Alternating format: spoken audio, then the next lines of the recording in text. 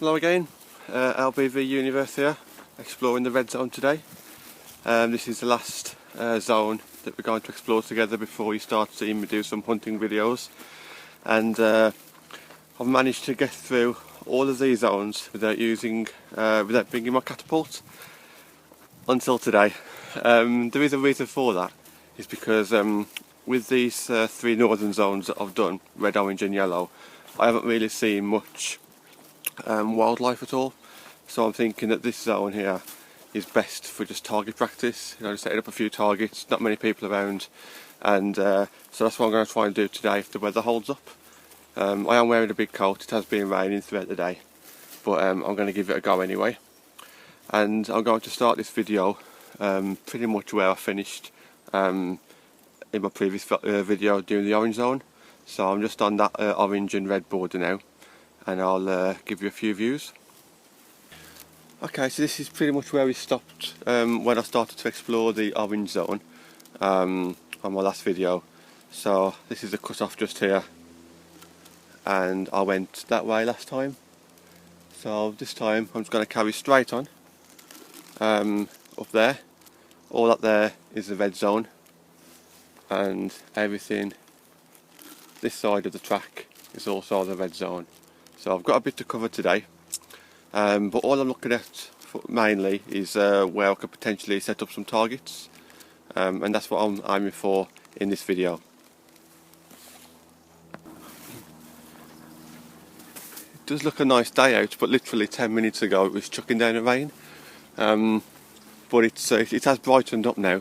I think the rain actually stopped a lot of people coming out, because I've been walking for about 35-40 minutes just to get to this position, and I haven't seen one person just yet, so which is kind of what I was expecting after exploring the orange zone.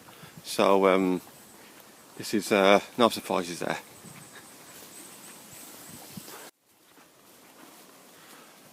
So right at the very edge now of the red zone, it's the very top. And first time I've ever come this far up, so we've now been to every perimeter and every border of this woodlands, and that's a beautiful view that is.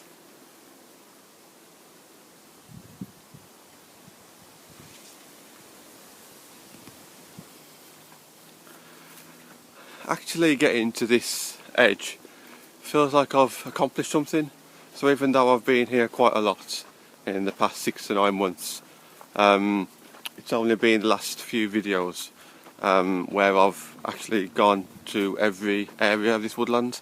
That's why I wanted to record it, and obviously you guys can see it with me. But I do feel like it's I just had a bit of a feeling there where it's like, oh yeah, I've completed it now.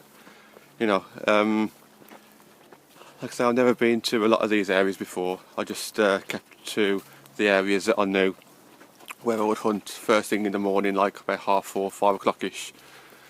But since making these initial videos, it's really opened my eyes to see how big it is and what views are actually out there.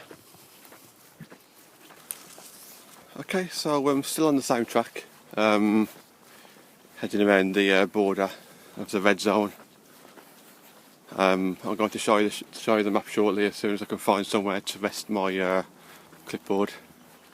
And yeah, again, completely different views to everywhere else in every other zone, and that's something that strikes me. I mean, I'll do a separate video where I summarise all the zones, but generally, I mean, the first thing I have to mention is just how different every zone really is.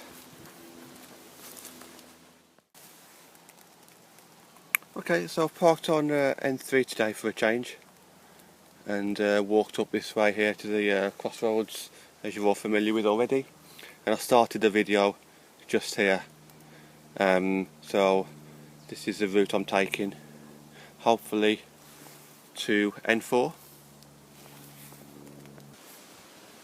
Here we are, still on the same track. Quite big, aren't they?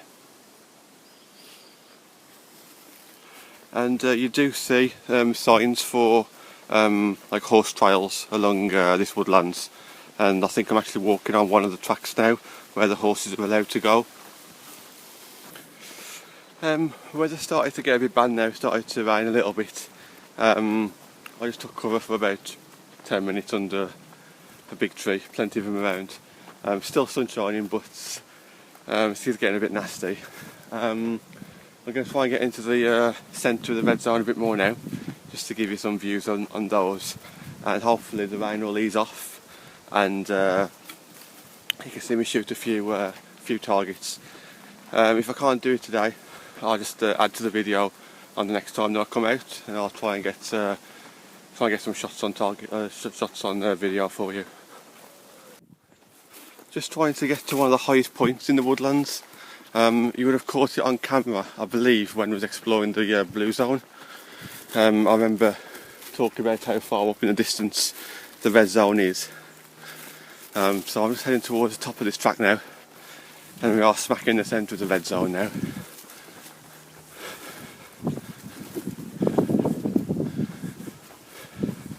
Oh, perfect, look at this. Oh, that's a nice surprise. Let's have a little look around, shall we?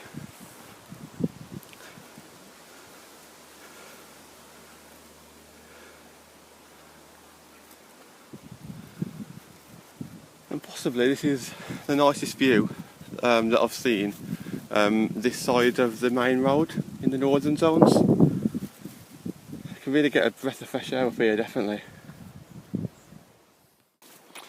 The more I walk in this red, orange and yellow zone, the more comfortable I feel. The first few times I come up here, because it's not as open as the southern zones, I did feel a little bit uneasy not knowing where I was. It was very hard to get your bearings, but I've done that walk with confidence, just pretty much knew exactly where I was going. I think it helped the fact that I was following the border a bit more. The rain keeps on stopping and starting, so I think I might head back to the car. Being at the car for about an hour and 10 minutes, maybe a little bit longer. I only saw 2 people, so I think my idea or my thought process of this being a bit of a target place, I'll still stick with that. Saw one squirrel. I didn't know whether to get it on camera or to shoot it, so I ended up doing neither. But it's the first bit of wildlife I saw on here whilst carrying the camcorder around with me. So I mean, it's a nice zone. Again, no surprises. I kind of knew what to expect. Easy to get to, and there's no you can walk on like the main tracks. And I definitely want to keep coming here now, so I can see myself, if I'm not having much luck shooting the wildlife early in the morning, I might end up just spending half an hour just setting up some archery targets or some catapult targets.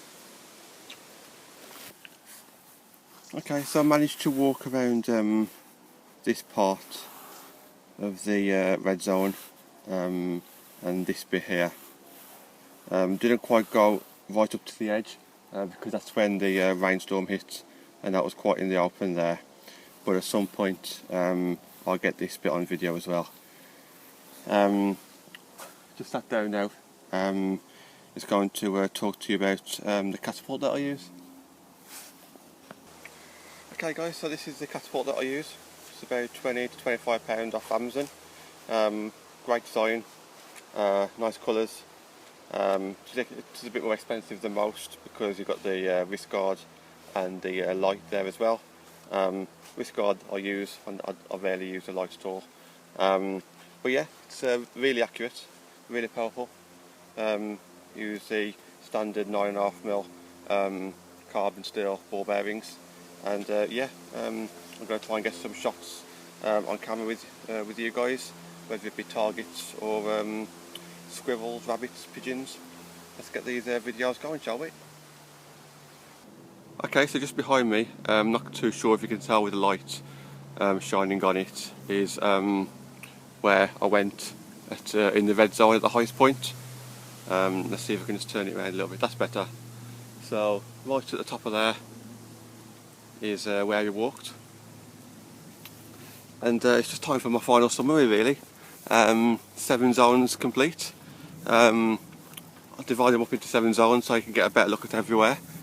It took about 15 minutes each video, so that's not too bad really, considering I'm walking around for about 2 hours each zone. I've had to cut them down. Every zone is different, which surprised me at the start, but it doesn't surprise me now that I've got used to the zones a bit more. I have got a separate sheet of paper where I've highlighted the best areas of each zone, and that's where I'll be visiting when I'm doing the hunting.